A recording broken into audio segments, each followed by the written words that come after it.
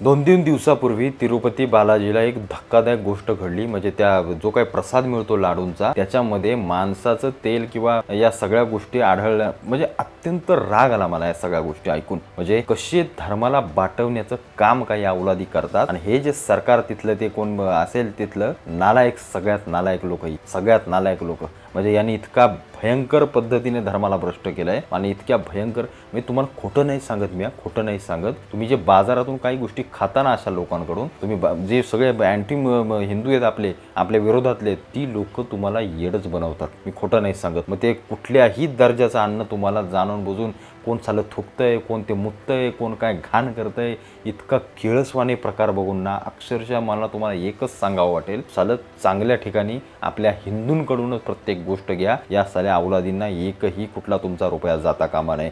कारण आपल्या धर्माला बाटवण्याचं काम जर हे साले एवढ्या मोठ्या याच्यावर करत असतील ना, तर यांचा जाहीर निषेध आहे। आणि त्यांचा निषेध जर तुम्हाला व्यक्त करायचा असेल ना, तर याच्या पुढे प्रत्येक गोष्ट आपल्या हिंदूंकडून घ्या, प्रत्येक गोष्ट आपल्या हिंदूंकडे आपला 4 रुपये जाऊ द्या।